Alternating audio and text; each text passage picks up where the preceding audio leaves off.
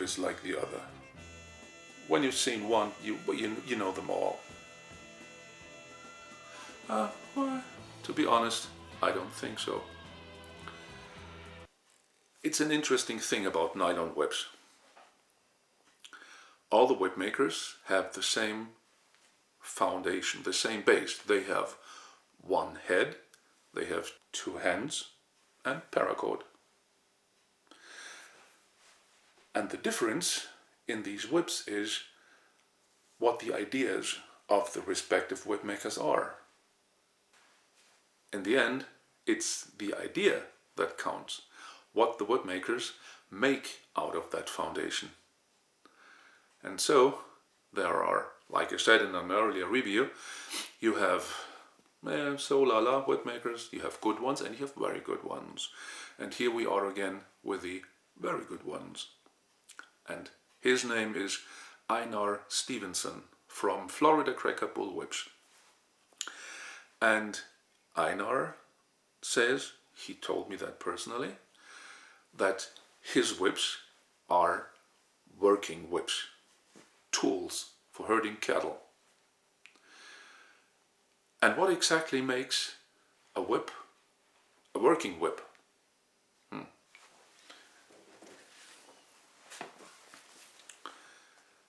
These whips have the weight carried out into the thong, far out into the thong, and they are heavy. That means these whips are nose heavy, very nose heavy. I was talking to Einar and he told me that most of the cowboys who use his whips need a whip which goes very fast, very far away from the head of the horse. Well, I can imagine, well, I wouldn't like to have the crack right here, beside of my head. And I can't imagine that a horse would like to have the crack 2 feet aside. And I can imagine that you wouldn't like it too, that you have the crack right here. So it's very important that the crack goes out there, that the whip, the weight is carried out into the thong, so you move the whip and it goes out, and the crack is out there as far as possible away from the horse. Well, this is an individual idea. Of course, I think there are other people who say, well, my horse is cool, it doesn't care about that. Yes, I heard that. Well, these whips, again, they are working whips. Of course, you can use them for sports cracking. I think they're really good for the beginner, in fact, because these whips roll out slow. These whips here, they are kind of matched pair. One is 8 foot, the other one is a 5-footer. So, the colors, I like the color combination on these ones very much, because I have the picture in my head, the cowboys, the cowhand, the trail, the cattle. So this brown-black combination is a very, very nice one. I really have the picture of these things, and so it perfectly fits in there. Of course, you can have these whips in whatever color you like. There's a big variety of colors. Just call Einar and discuss the color, you know.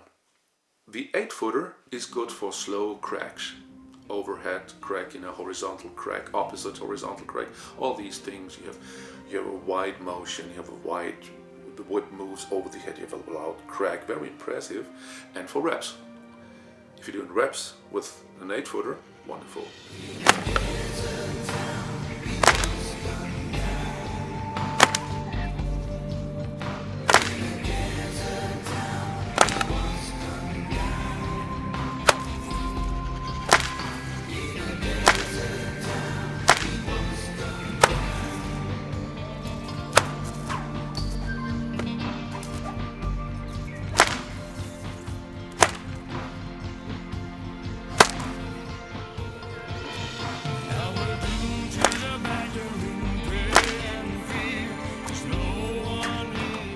And if you want to show target stuff, use the 5-footer.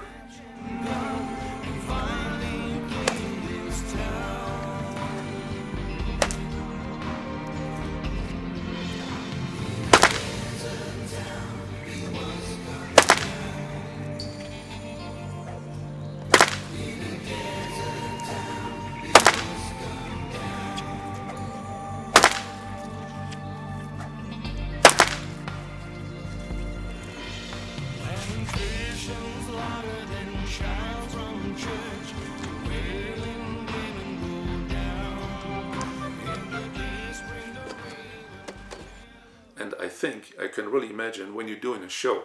And like I said, it doesn't always have to be on a fair or something, even on a barbecue. Why not? But there's no reason not to perform in a professional manner. Okay, don't forget about that. So I think there are people who wouldn't realize that you have two different whips.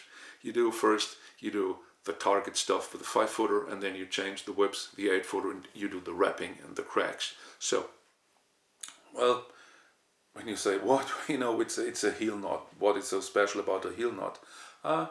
Never underestimate the heel knot.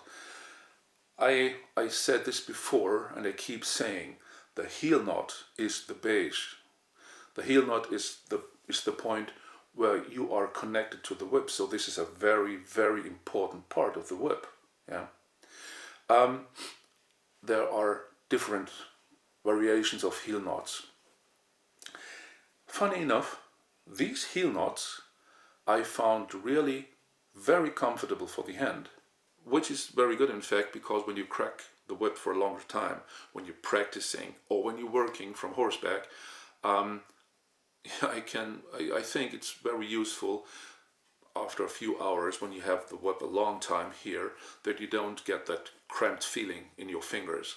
The heel knot has to be solid as a rock.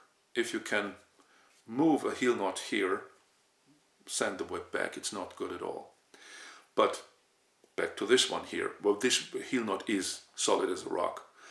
If you work for hours and you have the whip all the time here, this is very good for the hand. So, a small detail, but overall a very important one.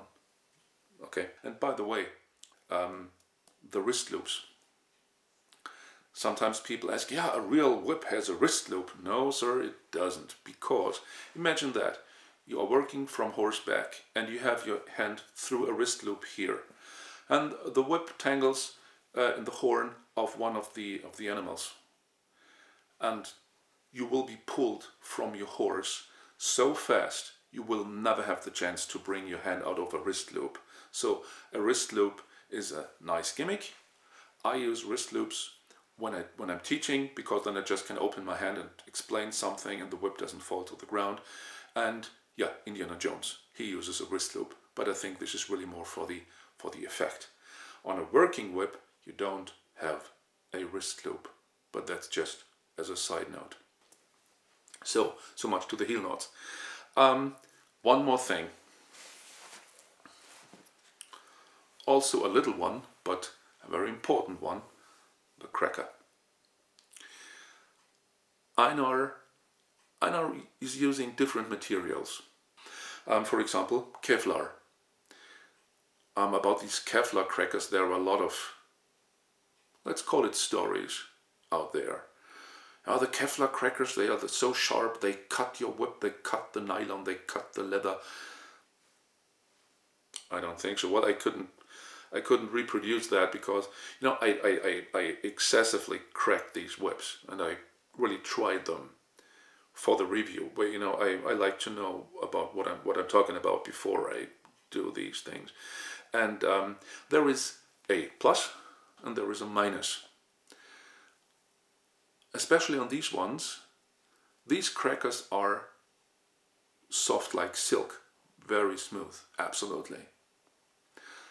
And, well, poly crackers are stiff, and poly crackers never tangle, but poly crackers disappear. You crack, with every crack, less cracker itself. These crackers here, they have the tendency, well, sometimes they tangle. Yes, but they are absolutely long-lasting. That means when you're working with a whip, when you're out there on a trail, and I think it's easier every now and then to untie a knot in the cracker than to change the cracker all the time. So, like I said, a big plus, they are very, very long-lasting, long-living crackers, and a little minus, they tangle easier. But my recommendation here, just go to the website, www.floridacrackerbullwhips.com, and there is a section about the crackers. There you have an exact description of the material, what they are made of. And then I recommend talk to Einar. Talk to him, explain what for you're going to use the whips, the crackers, and then he will help you. He will tell you exactly what kind of material, what kind of cracker is best for you. So, this is the end for this review. If you're interested in these whips, in these kind of whips, just contact the whip maker, Einar Stephenson from Florida Cracker Bullwhips. Talk to him. Like I said, the colors, wide variety, absolutely. But again, for the last time, these are tools, okay? These are really working whips. Well, that's it for me. Thanks for watching. Have a nice day and bye-bye.